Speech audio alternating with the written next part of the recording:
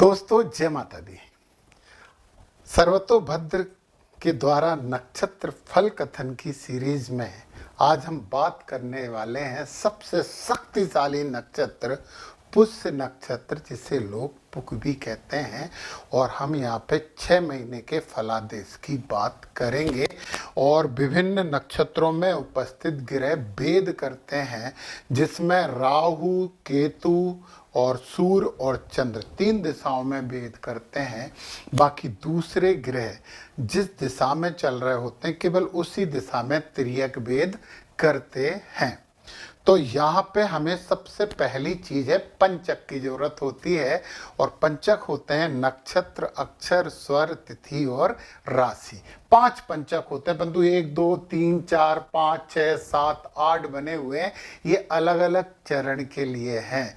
तो सबसे पहली बात यह है कि फर्स्ट, सेकंड और थर्ड चरण के लिए हा है, हु, हे, हा, इन सबको हम यहाँ सर्वतोभद्र चक्र में हा लेते हैं।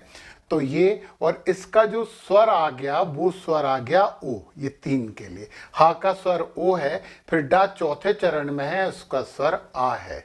और 4th चरण के लिए तिथि निकल के आ रही है नंदा। और फर्स्ट, सेकंड, थर्ड के लिए तिथि आ रही है पूर्णा। पुख नक्षत्र तो अपना है, राशि कर्क है।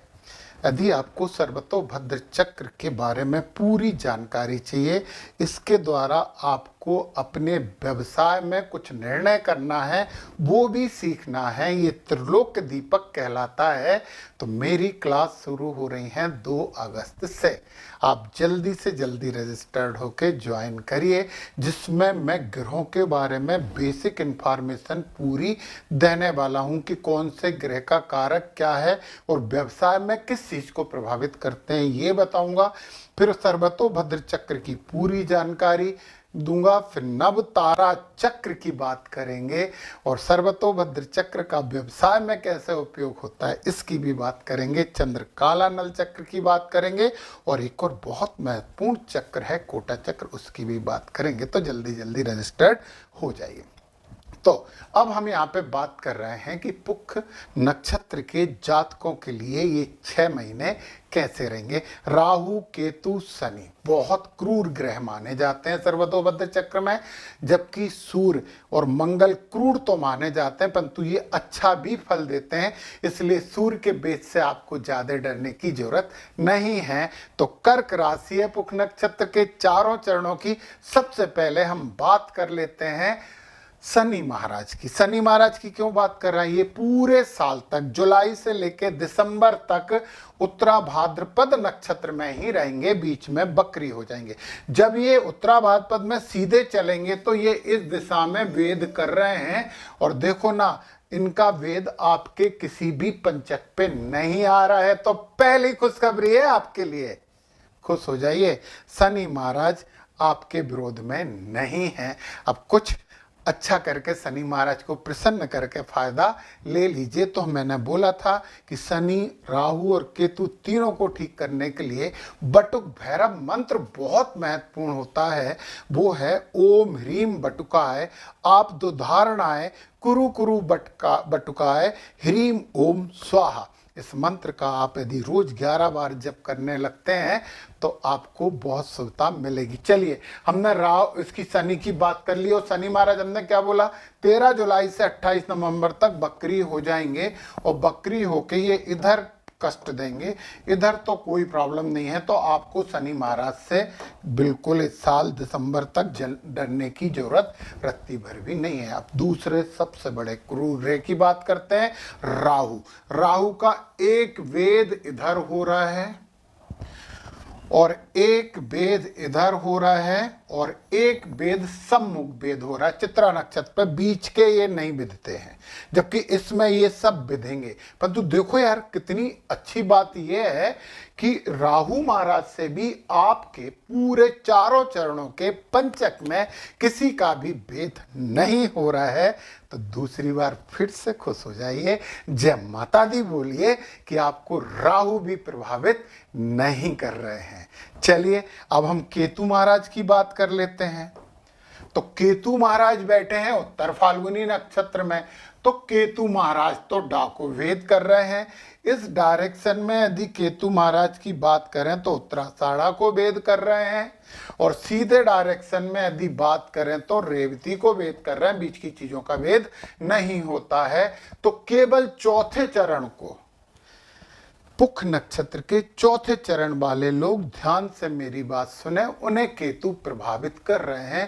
केतु भटकाते हैं, डिटेक्शन देते हैं, और थोड़ी सी कोशिश करते हैं कि हम किसी अच्छी चीज से विमुख हो जाएं। गणपति जी की आराधना करिए। यदि कुत्ते को आप कुछ खाने पीने की चीज देते हो तो बहुत अच्छा, घर पे एक झंडा लगा लीजिए। चौथे चरण वालों के लिए बात कर रहा हूं बस, बाकी किसी को भी ये कोई प्रॉब्लम नहीं दे रहे हैं। तो केतु महाराज भी केवल चौथे चरण को प्रभावित कर रहे हैं। अब हम आते हैं गुरु महाराज में। इनका भेद एक ही तरफ होता है। सीधे चलते हैं तो ये त्रियक भेद, और यदि बकरी चलते हैं तो इधर। तो सीधे चल के ये त्रियक भेद यहाँ पे हस्त नक्षत्र पे कर रहे हैं। फर्स्ट, सेकेंड और थर्ड, 3 चरण पुख नक्षत्र गुरु महाराज आपके साथ बैठे हुए हैं, ढाल बन के आपको ज्ञान दे रहे हैं, आपको प्रगति दे रहे हैं, आपको मानसिक शांति दे रहे हैं। तो पहले 3 चरण वाले पुख नक्षत्र के जात को मिठाई तो बनती है, क्योंकि गुरु साथ होने का मतलब है बहुत शुभता। और ये फिर 13 अगस्त को गुरु महाराज यहां से ही पुनर्वसु नक्षत्र में आ जाएंगे। और ये बात हम कब की कर रहे हैं? 13 अगस्त की। फिर पूरे साल यहीं रहेंगे। 13 अगस्त से फिर इनका वेद होने लगेगा चौथे चरण पे। तो 13 अगस्त के बाद तो चौथे चरण को भी खुश होने का समय आने वाला है। राहु शनि आपको बिल्कुल प्रभावित नहीं कर रहे हैं। केतु थोड़ी सी समस्या, जब गुरु देखेंगे तो केतु महाराज तो गुरु की तरफ हो जाते हैं। हाँ, केतु महाराज गुरु की तरफ हो जाते हैं, इसलिए चौथे चरण वाले लोग भी खुश हो जाइए। तो ये था गुरु महाराज का 6 महीने के लिए आपके ऊपर प्रभाव। अब जब हमने गुरु महाराज की बात कर ली है तो अब हमें करना है सूर्य महाराज की बात। अब सूर्य तो जो है वो ग्रहों के देवता होते हैं, और मैंने बताया कि उतने क्रूर नहीं होते हैं, ये अच्छा भी फल देते हैं। तो सूर्य महाराज यदि भेद करते हैं तो क्या क्या दिक्कत आती है? सबसे पहली बात ध्यान से सुन लें। आपको प्रशासन से, प्रशासनिक ऑफिसरों से, अपने ऊपर जो ऑफिसर हैं उनसे बस दिक्कत देते हैं और कुछ नहीं करते हैं। कभी कभी तो फीवर भी थोड़ा सा आ जाता है। तो गिलोय यहाँ पे एक जड़ी होती है, उससे यदि पानी में उबाल के पी लें तो सूर्य महाराज भी खुश होते हैं और बुखार भी उतर जाता है। तो सूर्य महाराज के भेद से आप ज़्यादा नहीं डरने वाले हैं। तो आपको क्या करना है? आपको सूर्य भगवान को जल देते रहना है और आदित्य हृदय स्तोत्र का पाठ करना, क्योंकि सूर्य महाराज जल्दी जल्दी परिवर्तित होते हैं तो किसी न किसी हमारे पंचक को प्रभावित करते ही रहते हैं अधिकतर समय।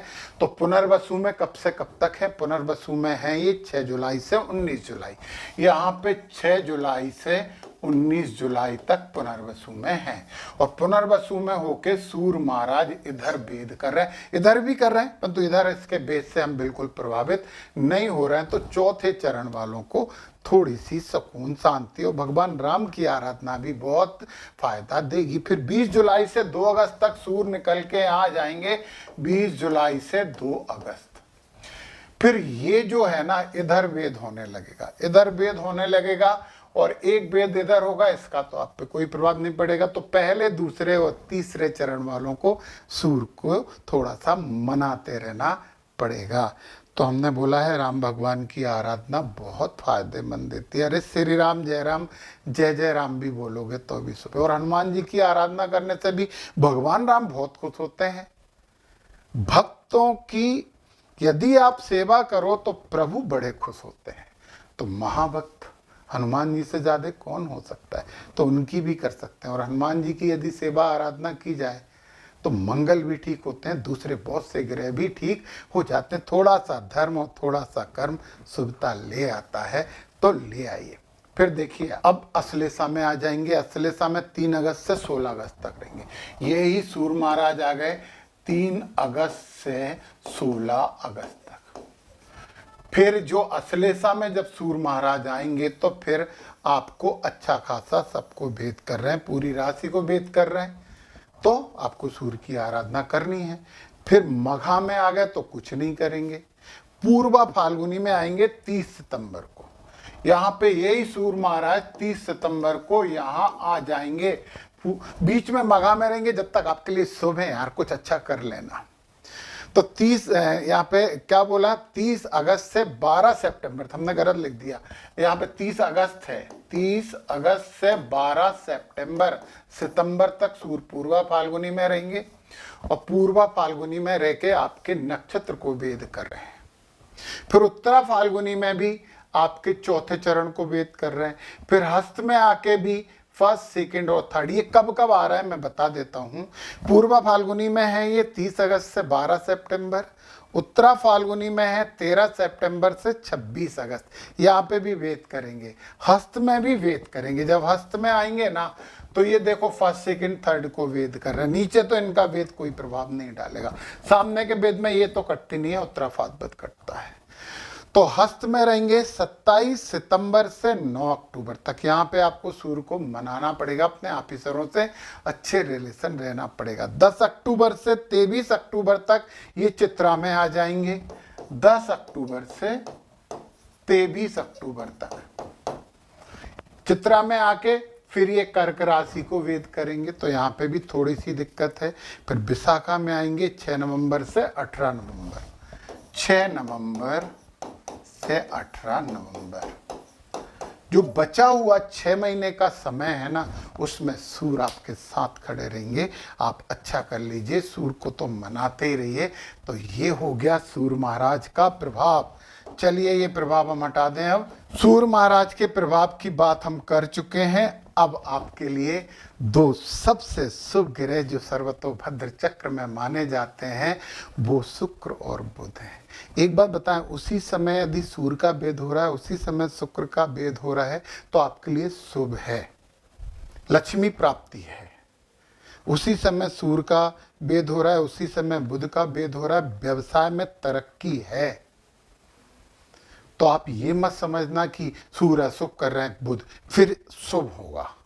मैंने बोला सूर्य ज्यादा क्रूर ग्रह नहीं होते हैं। अब हम यहाँ पे बात कर लेते हैं सबसे पहले शुक्र की।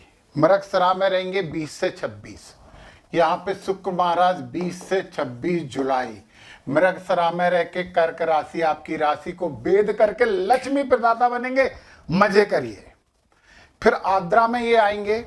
आद्रा में आएंगे 26 जुलाई से 23 अगस्त। फिर आद्रा में आ गए 26 जुलाई से 23 अगस्त तक। फिर ये फर्स्ट, सेकंड, थर्ड 3 चरणों के लिए आनंद ही आनंद है। तो भी आप खुश तो होंगे।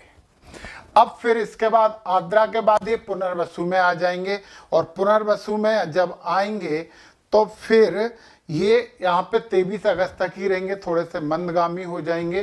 तो ये आपके लिए पुनर्वसु में भी चौथे चरण को शुभता देने वाले हैं। और फिर 23 अगस्त से 3 सितंबर तक पुख में रहेंगे। 23 अगस्त से 3 सितंबर पुख में रहेंगे। पुखी नक्षत्र है तो भी शुभता देंगे। तो इस बार शुक्र महाराज आपको थोड़ा ज्यादा लाभ देने वाले हैं। अब हम अगली बात कर लेते हैं बुध महाराज की। बुध महाराज भी अच्छे होते हैं। तो 18 जुलाई से 11 अगस्त, केवल 18 जुलाई से 11 अगस्त जब ये बकरी रहेंगे तो इस दिशा में वेद करेंगे, क्योंकि बकरी है तो उल्टा वेद करेंगे।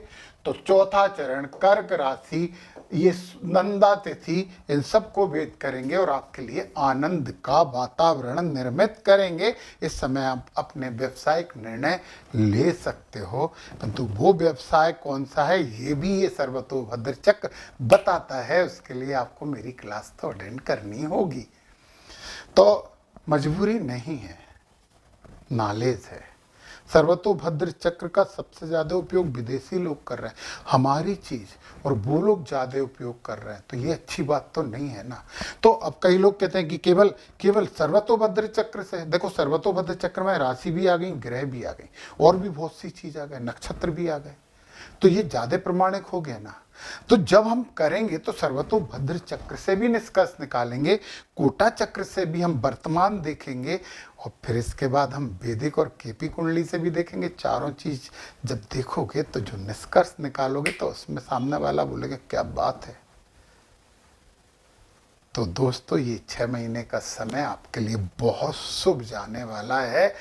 कर्क राशि वाले कोई भी कमेंट में ये मत लिखना कि अशुभ है। यदि अशुभ है तो कर्मों पे ध्यान देना पड़ेगा, धर्म पे ध्यान देना पड़ेगा, तो शुभ हो जाएगा। जय माता दी।